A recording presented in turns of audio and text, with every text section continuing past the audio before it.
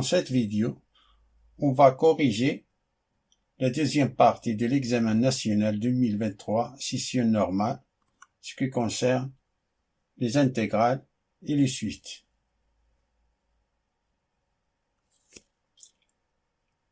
Les questions. Si petit a nous dit de vérifier que la fonction 2x moins x logarithme népérien de x est une primitive de la fonction 1 moins logarithme népérien de x sur l'intervalle fermé alpha 1.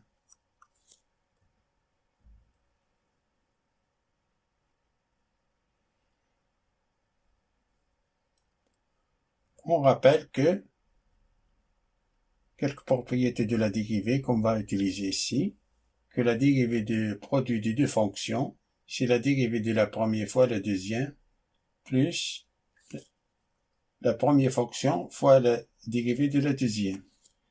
Et que la dérivée de logarithme népérien de f de x, c'est f' de x sur f de x.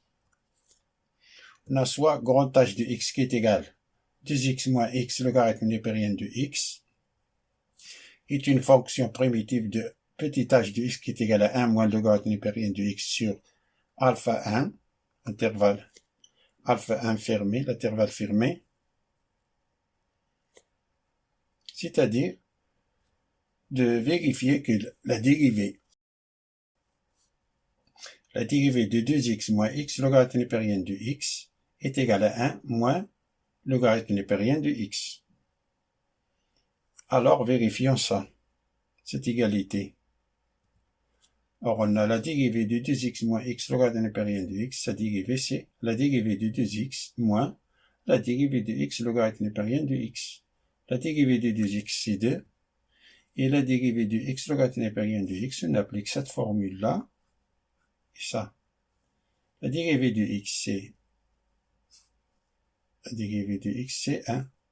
1 fois logarithme népérien de x plus x fois la dérivée du logarithme népérien de x. La dérivée du logarithme népérien de x c'est 1 sur x, qui est égal à 2, moins le logarithme népérien de x, ça c'est x sur x c'est 1. On a alpha est strictement supérieur à 0. Alors on peut simplifier x, il nous reste 1. Alors on a 2, moins le logarithme népérien de x, moins 1, qui est égal à 1, moins le logarithme népérien de x. Ça, ce n'est que petit h de x. C'est la réponse que nous cherchons. D'où grand H est une fonction primitive de la fonction petit h sur l'intervalle fermé alpha 1. Passons à la question si petit b. En utilisant une intégration par partie, montrer que l'intégrale entre alpha et 1 de 1 moins le logarithme népérien de x tout au carré d de x est égal à 5 facteurs de 1 moins alpha plus alpha facteur de 4 moins le logarithme népérien de alpha fois le logarithme népérien de alpha.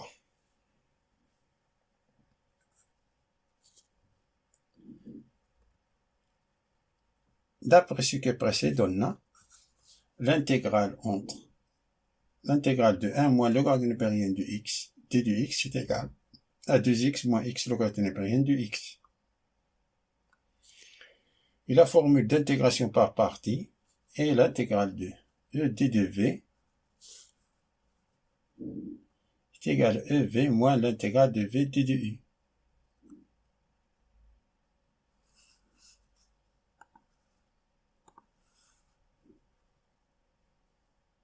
Il est pratique d'utiliser l'intégration par partie lorsque nous avons devant une intégrale d'une fonction d'arc seulement, ou un logarithme seulement, ou le produit de deux fonctions appartenant à deux parmi ces 5 types de fonctions. On a les fonctions inverses, logarithmiques, algébriques, trigonométriques, exponentielles. C'est pour cela que j'utilise le mot ilaté. I des fonctions inverses, L des fonctions logarithmiques, A des fonctions algébriques, T des fonctions trigonométriques et E des fonctions exponentielles. Alors on a l'intégrale alpha et 1 de 1 moins le logarithme népérien de x au carré d de x. On a ici c'est 1 fois tout ceci. Ceci, c'est logarithme. Alors, on prend E. 1 appartient fonction algébrique. Et 1 moins logarithme de période de x tout au carré, ça situe forme logarithmique. Donc, on prend E comme 1 moins logarithme de période de x tout au carré. Sa dérivée, c'est 2 fois 1 moins logarithme de période de x fois moins 1 sur x. Et d de v, c'est 1 d de x, plus que v est égal à x. Alors, ça, cette intégrale est égale à ça fois ça, entre crochets entre alpha et 1, ça fois ça, moins l'intégrale de ça fois ça. Entre crochets entre alpha et 1 de x fois 1 moins logarithme de période de x au carré, moins l'intégrale de ça fois ça, c'est-à-dire l'intégrale de 2x, facteur de 1 moins logarithme de période de x fois 1 sur x, d de x. Ça est égal, ça c'est, on remplace x par 1, ça c'est 1, logarithme de période de 1 c'est 0, 1 au carré c'est 1, 1 fois 1 c'est 1, c'est 1. On remplace x par alpha, c'est-à-dire alpha facteur de 1 moins logarithme népérien de x, c'est-à-dire moins alpha facteur de 1 moins logarithme népérien de alpha au carré. Ce moins-là, on le fait passer à l'autre côté. Sortir de l'intégrale, c'est plus. Donc on a plus, ce 2-là encore, plus 2, l'intégrale entre alpha et 1. Ici, les x se simplifient.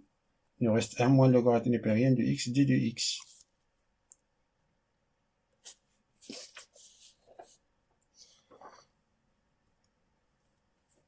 Qui est égal à 1 moins alpha facteur de 1 moins logarithme népérien de alpha au carré plus 2 facteurs de l'intégrale de 1 moins logarithme népérien de x. Ça, d'après ce qui précède, c'est 2x moins x, logarithme népérien de x, entre crochet entre alpha et 1.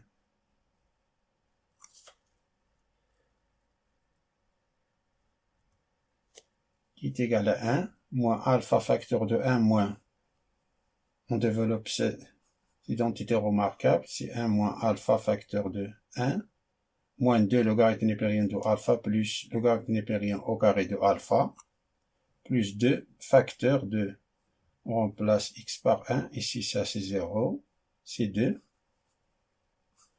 moins 2 alpha, moins alpha logarithme népérien de alpha. Ceci est égal 1 moins alpha, plus 2 alpha logarithme népérien de alpha, moins alpha logarithme népérien au carré de alpha, plus 4, moins 4 alpha, plus 2 alpha logarithme népérien de alpha. Ceci est égal, on a ici 4 plus 1, c'est 5, on a ici moins alpha, moins 4 alpha, c'est moins 5 alpha, plus 2 alpha logarithme népérien de alpha, plus 2 alpha logarithme de alpha, c'est 4 alpha logarithme népérien de alpha, moins alpha logarithme népérien au carré de alpha.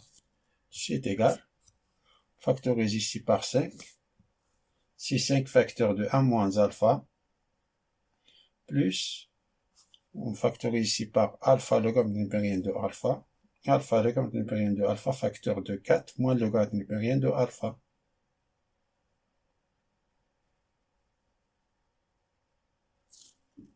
Ça, c'est le résultat que nous cherchons. Passons à la question suivante. Il dit de déduire en fonction de alpha l'aire de la partie du plan délimité par la courbe ci de f, l'axe des abscisses, et les deux droites d'équation x est égal à alpha et x est égal à 1.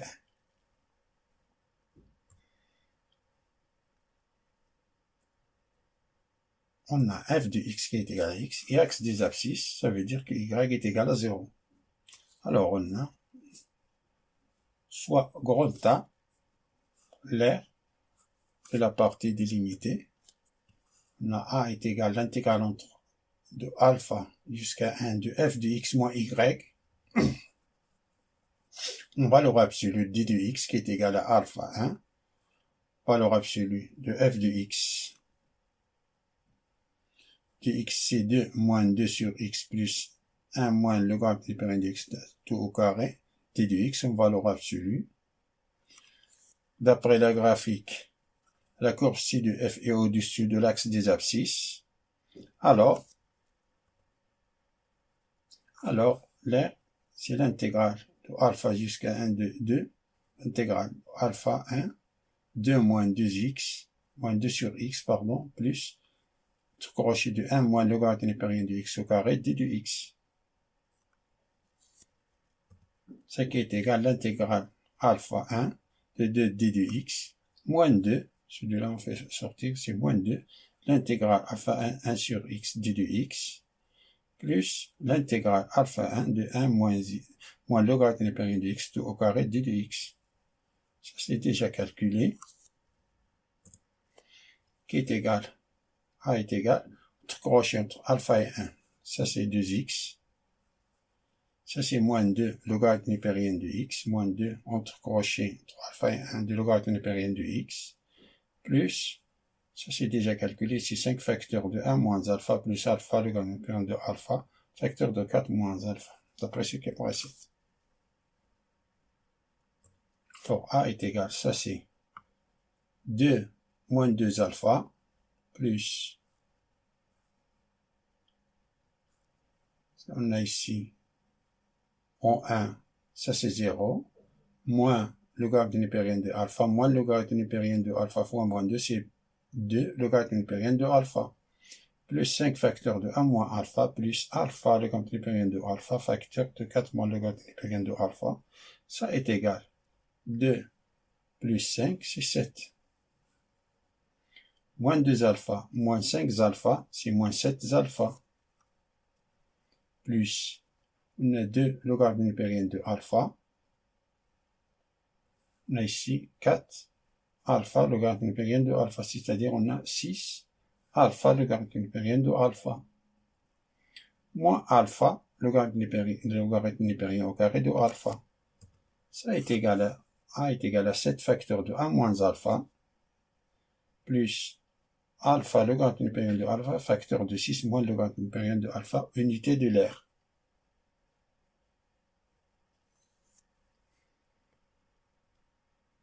Passons à la partie 18. Il nous dit, soit une suite numérique U indice n définie par U indice 0 appartient à l'intervalle ouvert alpha 1 et la relation U indice n plus 1 est égale f de un pour tout n appartiennent à n.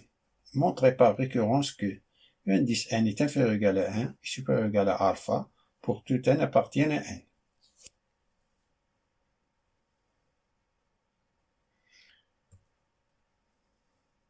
Démonstration par récurrence. On se déroule en 3 étapes. La première étape, c'est l'initialisation. On prend le premier élément, comme on a pour tout n appartient à n. Alors le premier élément, c'est 0. Alors on a, pour n est égal à 0, on a U0 appartient à l'intervalle ouvert alpha 1. Ce qui veut dire que 0 strictement inférieur à 1 et strictement supérieur à alpha. C'est une proposition. La proposition est vraie pour n est égal à 0. Et la deuxième étape, c'est l'hérédité. L'hérédité, on a f de x qui est égal à 2 moins 2 sur x plus 1 moins le logarithme népérien de x au carré. On a soit n appartient à n, supposons que E indice n est strictement inférieur à 1 et strictement supérieur à alpha est vrai. Alors montrons que E indice n plus 1 est strictement inférieur à 1 et strictement supérieur à alpha est vrai aussi. On a, d'après l'hypothèse de récurrence, on a U indice n est inférieur à 1 et strictement supérieur à alpha. On a f est croissante sur l'intervalle ouvert alpha 1. d'après la graphique de la fonction.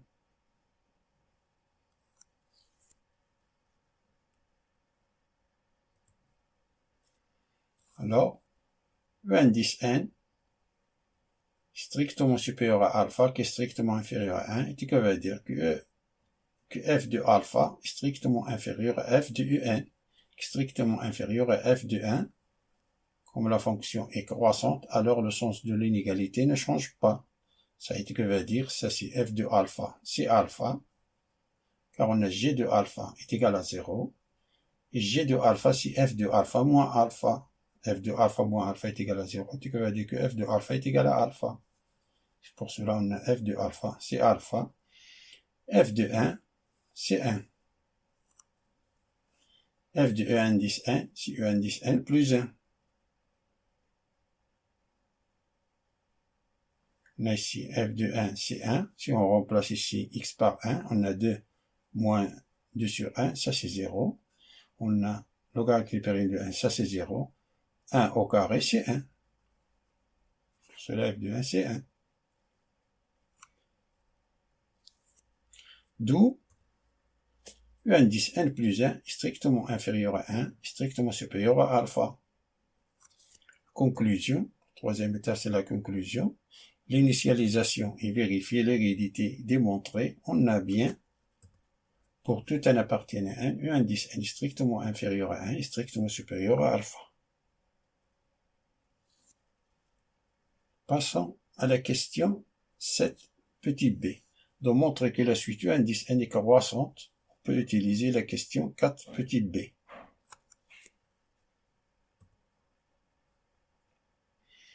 On a si indice f est au-dessus de la droite delta,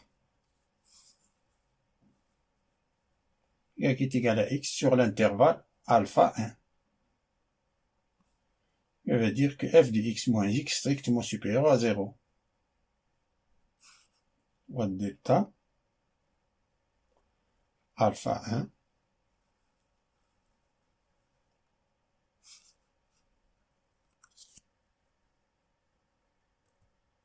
c'est-à-dire que pour tout x appartient à l'intervalle ouvert alpha 1, ça veut dire que f de x moins x est strictement supérieur à 0. Intervalle alpha 1, on a g de x strictement supérieur à 0. Intervalle ouvert, ça est positif, strictement supérieur à 0, c'est-à-dire que f de x moins x est strictement supérieur à 0. D'où on a pour tout n appartenant à 1, et on a pour tout n invariant que E indice n est strictement inférieur à 1 est strictement supérieur à alpha. Ça veut dire que E indice n y appartient à l'intervalle ouvert alpha 1. On pose x est égal à un, alors f de un moins un, on remplace x par un. F de un moins un est strictement supérieur à 0, ce qui veut dire que un plus 1 moins un est strictement supérieur à 0.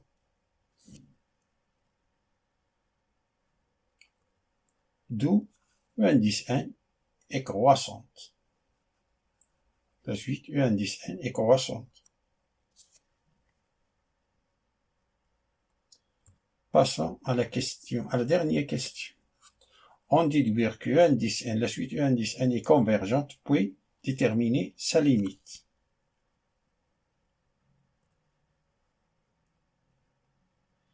On a E indice n, y compris entre 1 et alpha, si E indice n est croissante, alors E indice n est croissante et majorée par 1. Il est minoré par alpha et majoré par 1.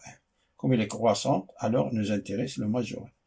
Croissante et majorée par 1, ce qui implique que la suite E indice n est convergente. Et pour calculer la limite, on a, pour tout n appartenant à 1, f de E indice n est égal à E indice n plus 1, suite de récurrence. On a U indice n, la suite U indice n est convergente. On a U indice 0 appartient à l'intervalle ouvert alpha 1. On a la fonction f est dérivable sur l'intervalle 0 plus l'infini, privé de 0, ce qui implique que f est continu sur l'intervalle 0 plus l'infini, en particulier sur l'intervalle alpha 1. Intervalle ouvert alpha 1. Et f de l'intervalle alpha 1 est égal à f de alpha c'est alpha, f de 1 c'est 1, qu'on a déjà calculé. Précédemment, qu'on a calculé f de alpha c'est alpha, f de 1 c'est 1. Cet intervalle est inclus dans l'intervalle alpha 1. Alors, la limite de la suite U1 indice n, ce n'est que la solution de l'équation f de x est égal à x.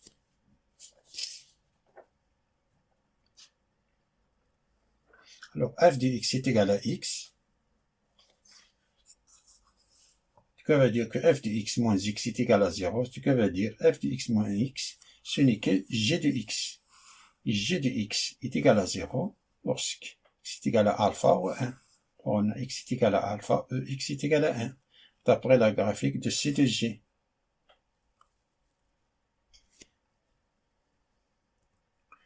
Donc, la limite du indice n est égale à alpha, bien, la limite du indice n est égale à 1. Nous, on connaît que la limite est toujours unique.